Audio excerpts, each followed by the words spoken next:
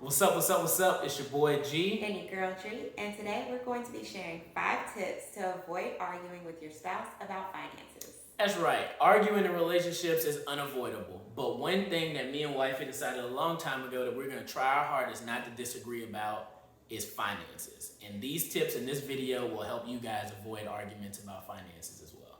But before we get into it, be sure to subscribe to our YouTube channel so that you get alerts whenever we share new content.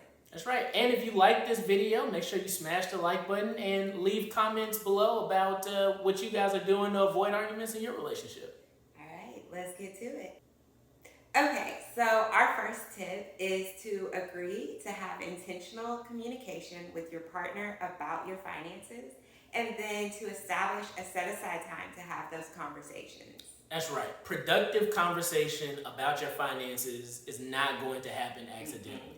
So what we're saying basically is don't blindside your partner with conversations about finances. So one thing that wifey and I have agreed to is once a quarter or so, we're going to sit down and have a formal review of our budget and our goals. But things pop up in between there that you need to talk about. So I'm not always 100% the best at this, but what I like to try to do is say, hey, Dree, this weekend, I have a couple of financial things that I've been working through. I want to make sure that we're on the same page about this. Can we talk about this on Saturday?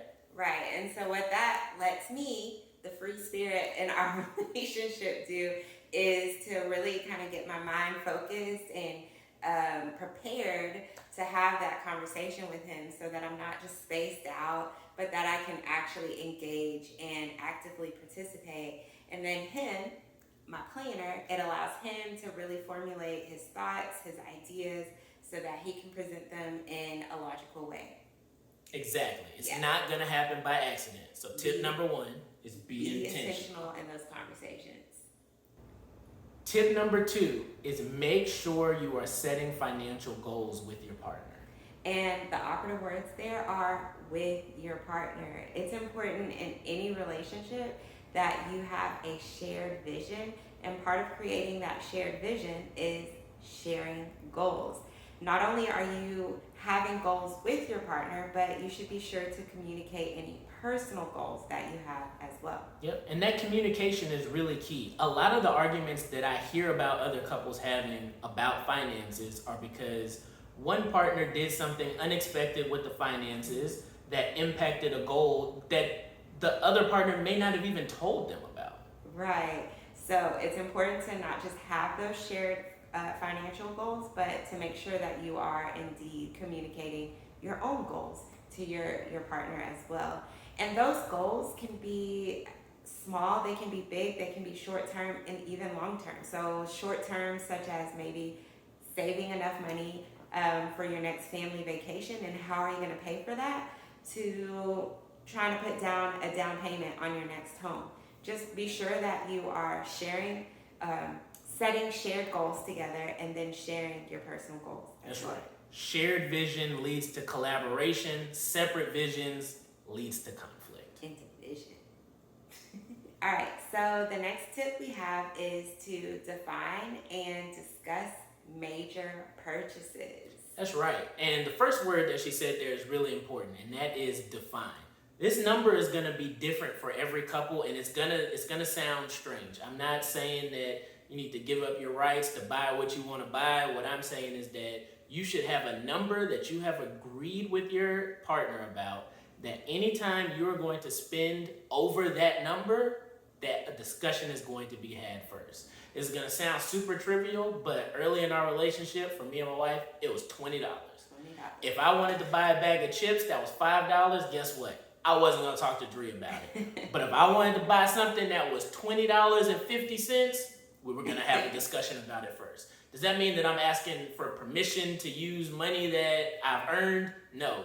It means that me and my spouse have agreed that for major purchases, in order to avoid conflict, we're going to talk about all major purchases before we make them. And I like how you said there, it's not necessarily asking permission to make the purchase. It's just letting your mate know that, hey, I've got something that I want to buy and it's over our limit. Let's talk about it. And whether or not like you guys are sharing a bank account or have separate accounts, it just make sure that all parties involved know, that you have a plan to cover that major purchase. It doesn't, like he said earlier, blindside your partner in any way. Again, the underlying theme seems to be just communicating. Yeah. Right. Tip number 4 is make sure that you and your partner are aligned on roles and responsibilities when it comes to finances. Right. So what we mean by roles and responsibilities is simply who's taking care of what. Now, that might look very different for your household than it does for ours. So it's important that you, again, communicate with your partner about your household's needs financially and basically just delegate who's going to take care of what. So that can be as complex as Gilbert being the only one working outside of the home to me staying at home with the children, or as simple as, hey babe, you gonna take care of the water bill and I'll take care of the phone bill. Whatever it is, just make sure that you have an established definition of who's doing what in your relationship. And this is extremely important because, believe it or not, if we have defined roles and responsibilities, then we can take ownership and accountability, and we don't have to argue about why the Capital One bill wasn't paid because we didn't know who was going to log on and pay it. And you know what? That is very important. Make sure you know who is actually logging in and taking care of the bills each month. In our household, that's me. So our last tip for you is to set a budget with your partner and then reevaluate that budget regularly. That's right. This is probably the most important tip on this list, yet so many people don't do it. If you want to avoid having arguments in your relationship about finances, have a budget. And it doesn't have to be difficult.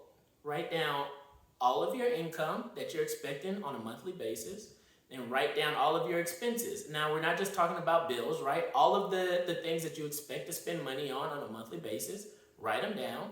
And then those goals that you now have because you're following this advice, write down those financial goals as well. And then you have a budget and no need to argue. No need to argue if you're following that budget. You got to follow it. Don't just have it. Don't just have a budget. But it's also important that you are communicating, right? So this is your opportunity to not just say, hey, we need to find a way to cover the bills, but if you're sitting down to communicate with your partner, this is your opportunity to say, this is what I need, this is what I have to spend money on a regular basis, including, your natural hair care products. Exactly. If you want to spend $20, $30 on twist and butter. I don't use twist and butter. All natural oils. I use twist and butter. But the point is, your budget doesn't just have to include the household bills, but it should include anything that you foresee yourself or your partner spending money on for that month. Exactly. It's super simple advice, but have a budget. All right, so if you're following our 5 financial tips, you'll be sure to avoid arguing with your partner. That's right. And if you didn't hear anything else that we said in this video, communicate with your partner. Communicate. Have a budget. Set a budget. That's it. Do you want to argue? So he dwindled to 5 to 2. It's 2. Communicate. Have a budget. But do all the others too.